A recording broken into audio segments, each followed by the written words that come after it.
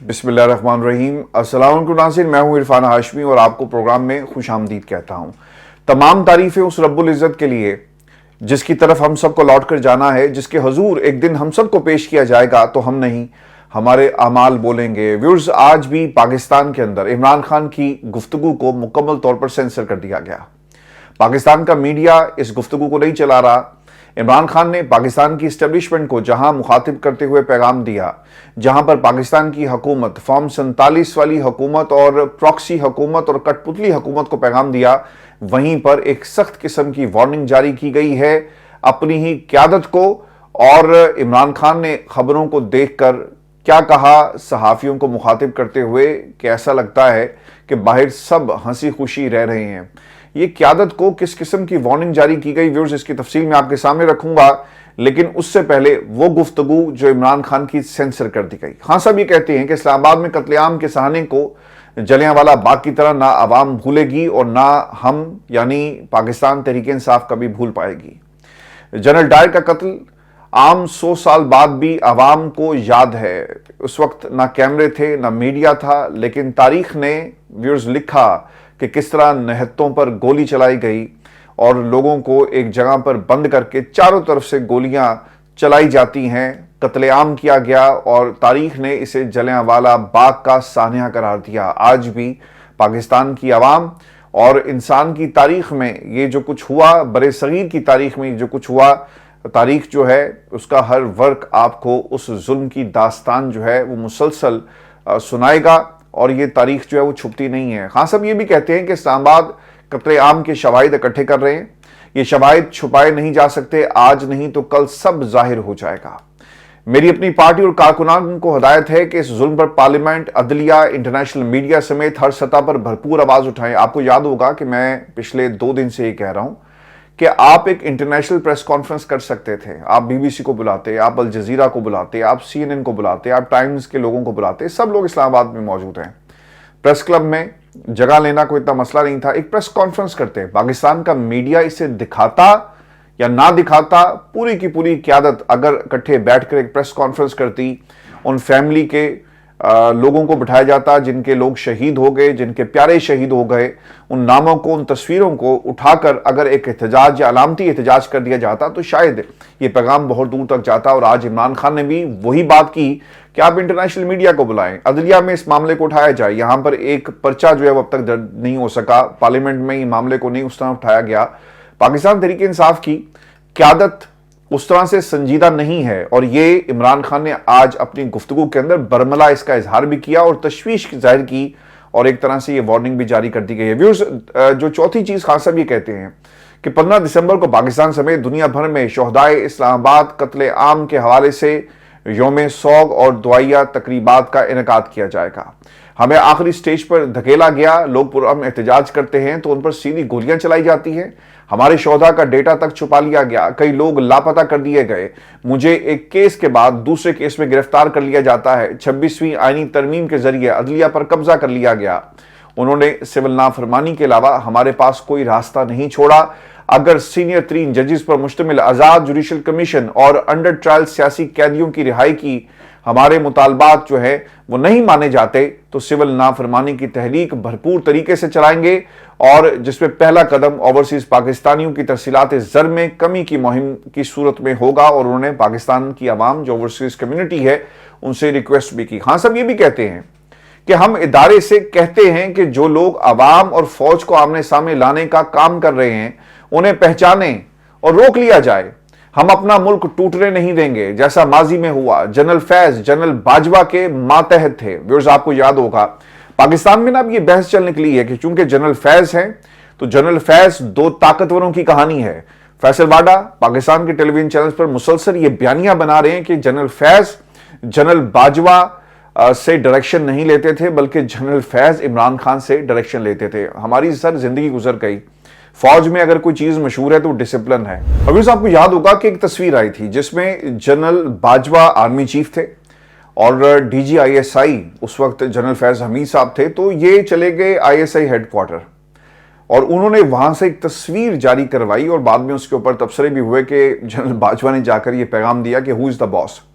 سر ہماری تو زندگیاں گزر گئی، ایک ڈسپلن ہی ایک ایسی چیز ہے کہ یہ کیسے ممکن تھا کہ جنرل فیض اپنے آرمی چیف کی بات نہیں مانتے؟ اور اس کی سب سے بڑی دلیل میں آپ کو دے دیتا ہوں. آپ کو جب یاد ہوگا کہ جب جنرل فیض کو تبدیل کیا گیا تو دو شخصیات تھی، اور ایک آپ کے شاہ محمود قریشی صاحب تھے اور اسد کیسر صاحب، اسد عمر صاحب.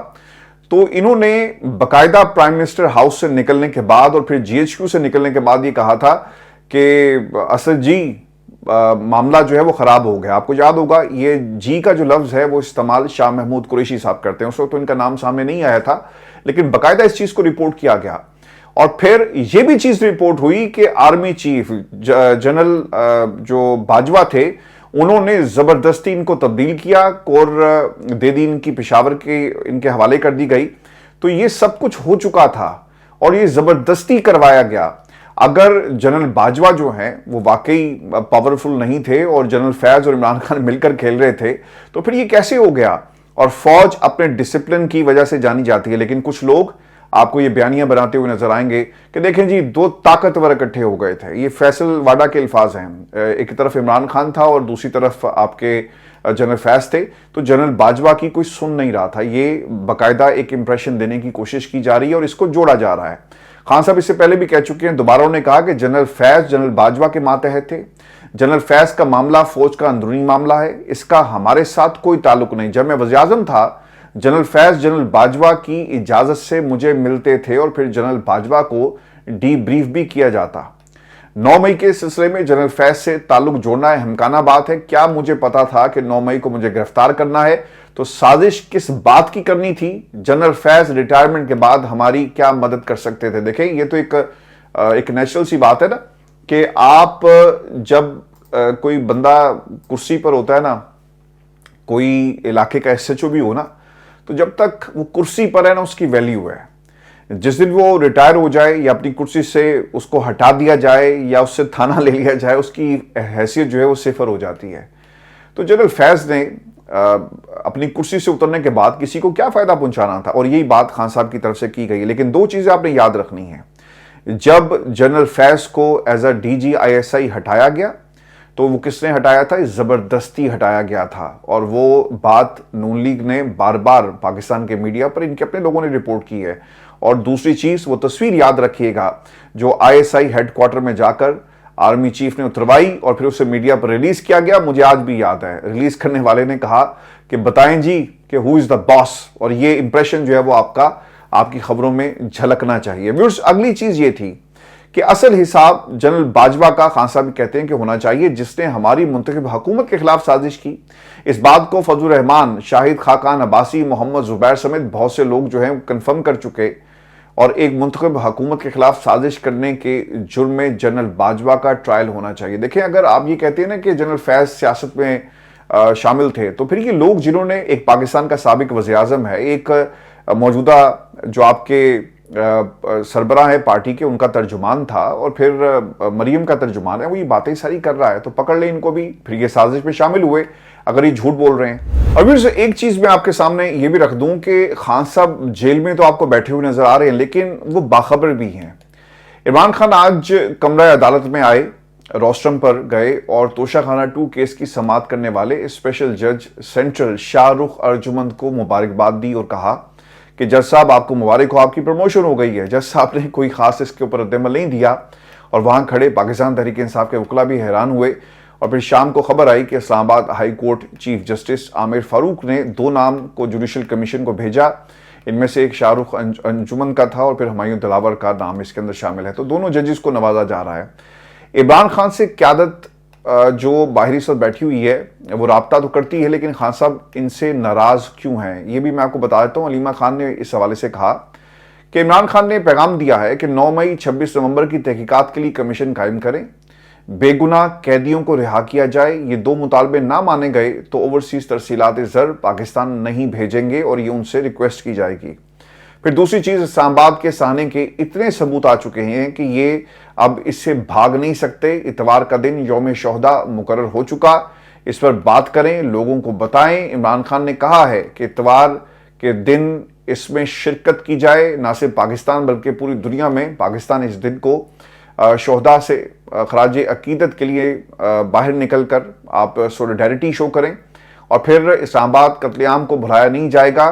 یہ قتل عام جوانوں سے جس نے بھی کروایا اسے معاف نہیں کیا جائے گا۔ اتوار کو پوری دنیا میں یوم شہداء اسلام آباد کا جو واقعہ پیش آیا اس حوالے سے منایا جائے گا۔ پھر علیمہ خان یہ بھی کہتی ہیں کہ عمران خان نے کہا کہ وہ اپنی لیڈرشپ کے رویے پر حیران ہیں، وہ قیادت پر عدم اعتماد نہیں کر رہے، لیکن حیرانی ضرور ہے کہ باہر سب خوشی خوشی رہ رہے ہیں۔ یہ رپورٹ ہوئی ہے جی چیز، اور اب سوال یہ ہے کہ عمران خان کی ہدایات پر کون عمل نہیں کر رہا؟ باہر بیٹھی لیڈرشپ اتنی خاموش کیوں ہے؟ کیا ساری کی ساری لیڈرشپ کمپرومائزڈ ہے؟ اور وہیں دوسری طرف عمران خان کی جان کو جو خدشات تھے اور اس کا بیانیہ زیادہ مضبوط ہوتا جا رہا ہے۔ فیصل واڈا نے جو مسلسل پاکستان کی ٹیلی ویژن سکرینز پر آپ کو ایک بیانیہ بناتے ہوئے نظر آئیں گے، اور وہ کیا کہتے ہیں؟ مسلسل وہ آپ کو بتا رہے ہیں کہ عمران خان کی جان کو خطرہ ہے۔ فیصل واڈا نے جی ایک ٹاک شو میں گئے، کل بھی یہ ہوا، اب مسلسل یہ آپ دیکھیں گے کہ آنے والے دنوں میں اسی طرح کی سٹیٹمنٹس ان کی طرف سے جاری کی جائیں گی، اور یہ کہتے ہیں کہ عمران خان پر وزیر آباد حملے میں عمران خان کے قریب ترین قابل اعتماد لوگ شامل تھے۔ عمران خان کو جب اصلیت کا پتہ چلا تو ان کے پیروں تلے زمین نکل جائے گی۔ ارشد شریف قتل کیس کے جو حقائق ہیں آخری کی ثابت ہوں گے۔ میں باہر جا رہا ہوں، چیزیں عدالتوں سے سامنے نہ آئی تو میں سامنے لے کر آؤں گا۔ اب یہ انہوں نے کچھ کلیم کیا، یہ کافی دنوں سے یہ کلیم جو ہے وہ کر بھی رہے ہیں۔ ویورز، جو سب سے اہم چیز ہے، فیصل واڈا نے پاکستان کے اندر صدارتی نظام کا جو لنک ہے وہ جنرل فیض حمید کے ساتھ جوڑا، اور انہوں نے کہا کہ جنرل فیض عادتاً ثبوت نہیں چھوڑتے تھے، مگر ان کے معاملات کے ثبوت جو ہیں وہ آ چکے ہیں۔ فون، لیپ ٹاپ، چیٹ، اس کے علاوہ جو واٹس ایپس ہیں اس کے اندر جو چیٹ ہے سب کچھ موجود ہے۔ جنرل باجوہ کو پتا تھا تو انہوں نے جنرل فیض کو ڈی جی آئی ایس آئی کی پوزیشن سے ہٹا دیا۔ اب دیکھیں، فیصل واڈا اگر یہ کہتا ہے نا کہ اس پوزیشن سے ہٹا دیا، تو پھر وہ ان کا جو آرگومنٹ تھا کہ دو طاقتور اکٹھے ہو گئے تو جنرل باجوہ کیا کرتے؟ تو بھائی جان، چیزیں اتنی سادہ نہیں ہیں۔ آپ جنرل فیض آپ کو پسند نہیں ہوں گے، ان کی شکل آپ کو پسند نہیں ہوگی، یہ ایک لنک جو ہے وہ عمران خان کے ساتھ آپ جوڑ رہے ہیں۔ دیکھیں، اگر جنرل فیض نے کہیں پر کچھ ایسا غلط کیا، آپ کا ادارہ، آپ کا بندہ، آپ اسے لٹکائیں، آپ اسے بٹھائیں، آپ اسے چھوڑ دیں، آپ معافی کا اعلان کریں، یہ آپ کا انٹرنل میٹر ہے۔ لیکن جب آپ اسے پولیٹیکلی کسی اور کے ساتھ جوڑیں گے تو اس کا ایک ری ایکشن آئے گا، اور پوری دنیا سے پھر آپ کو اس کا ری ایکشن آتا ہوا نظر آئے گا۔ یعنی عمران خان کا ملٹری ٹرائل، یہی آپ کہنا چاہ رہے ہیں؟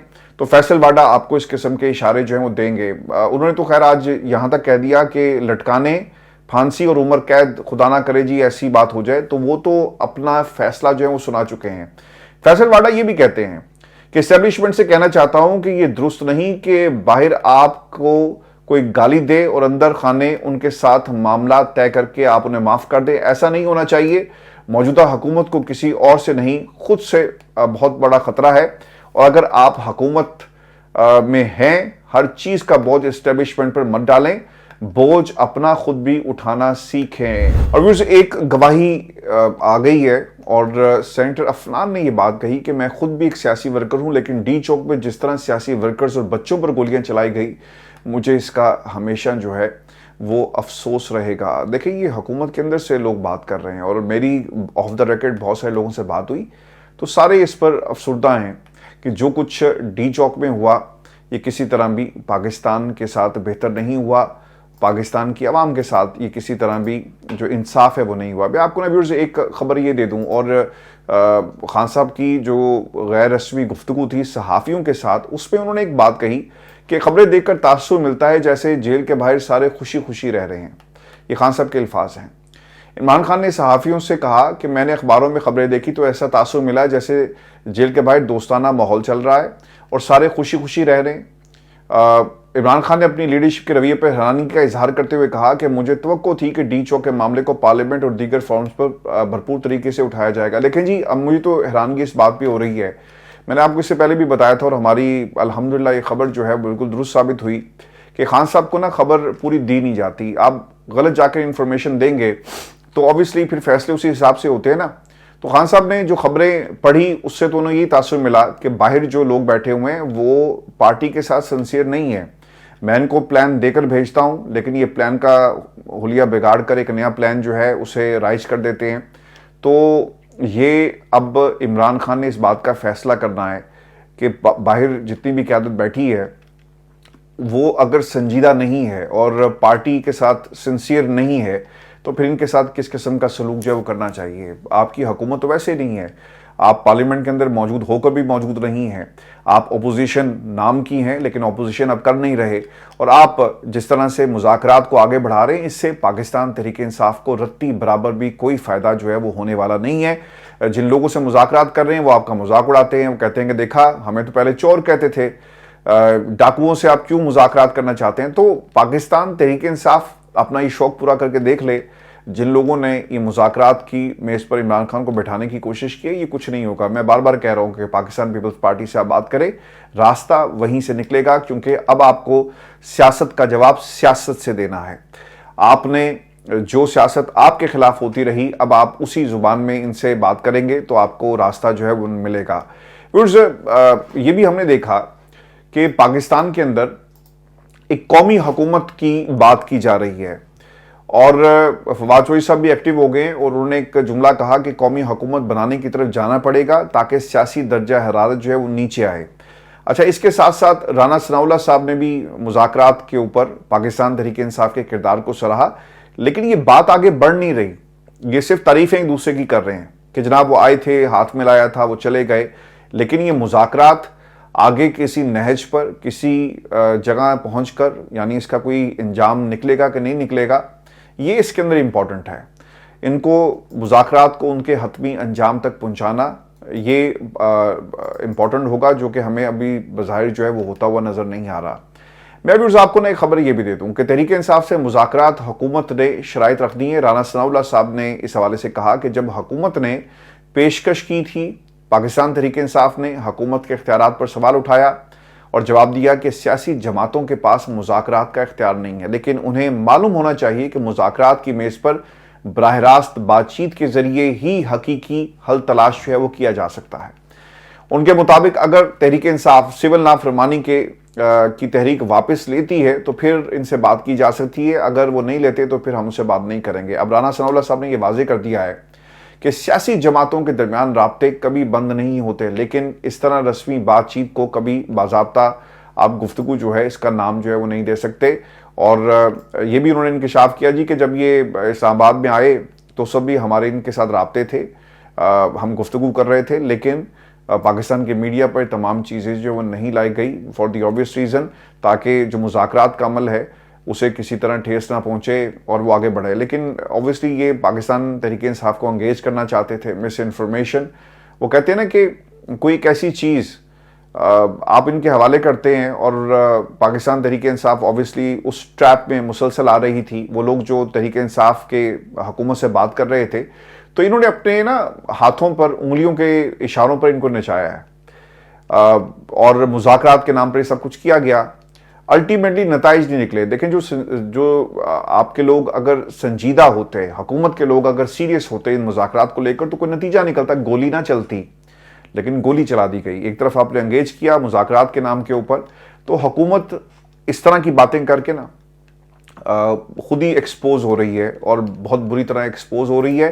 اور پاکستان تحریک انصاف کے پاس جو اپنے آپشنز ہیں وہ انہیں, میں بار بار کہہ رہا ہوں کہ پیپلز پارٹی کے ذریعے ان کو آگے بڑھنا چاہیے. ویورز, آپ کو خبر یہ بھی دے دیں کہ پاکستان میں عہدوں کی لوٹ سیل جو ہے وہ جاری ہے. 26ویں آئینی ترمیم کے ثمرات آنا شروع ہو گئے, اور حکومت جن لوگوں کو نواز رہی ہے چن چن کر, ججز کو ملک بھر کی ہائی کورٹس پہ لایا جا رہا ہے, اور جو حکومت کے پسندیدہ لوگ ہیں یعنی جنہوں نے حکومت کو فائدہ پہنچایا. چیف جسٹس اسلام آباد ہائی کورٹ کی جانب سے ڈسٹرکٹ سیشن جج شاہ رخ ارجمن کے نام کی تجویز دی گئی, اور اس کے ساتھ ساتھ اسپیکر قومی اسمبلی یاس صادق صاحب کی طرف سے لگائے گئے ممبر جوڈیشل کمیشن جو روشن خورشید ہیں, ان کی جانب سے ایڈیشنل ڈسٹرکٹ سیشن جج ہمایوں دلاور کے نام کی تجویز دی گئی. اور پھر ہائی کورٹ میں دلچسپ لسٹ سامنے آئی ہے, اور مریم نواز کے سابق وکیل اور عمران خان کے خلاف پروسیکیوٹر امجد پرویز کا نام بھی تجویز کیا گیا ہے. میاں نواز شریف کے عادل بازئی کیس میں وکیل حارث عظمت بھی اس کے اندر شامل ہیں. تو یہ نوازنے کا سلسلہ پاکستان کے اندر پوری آب و تاب کے ساتھ جو ہے وہ اس وقت ہمیں آگے بڑھتا ہوا نظر آ رہا ہے. میں بھی آپ کو ایک خبر یہ بھی دے دوں, اور یہ عام معافی کا اعلان ہے صدر صاحب کی طرف سے, اور یہ امریکی صدر ہیں جنہوں نے عام معافی کا اعلان کیا ہے. جو بائیڈن کی یہ حکومت ہے, اور جو بائیڈن نے امریکی तारीख में एक दिन में सबसे बड़ी माफ़ी का ऐलान किया। तफसीलात के मुताबिक सदर बाइडन ने 1500 मुजरमान की सजाएं तब्दील कर दी हैं। जिन मुजरमान की सज़ा में कमी हुई उनमें वो कैदी भी शामिल हैं जो कोरोना के दौरान अपने घरों में कम से कम 1 साल से कैद हैं, जबकि माफ़ी पाने वाले 39 मुजरमान वो हैं जो अदम तशद्दुद के जराइम के मुर्तकिब थे। कोरोना वबा के दौरान अमरीका में हर 5 में से 1 कैदी को कोरोना हुआ और फिर ऑब्वियसली अब इसके ऊपर रिकंसिडर किया जा रहा है। लेकिन इसमें सबसे जो इंपॉर्टेंट चीज़ है वो कैपिटल हिल है।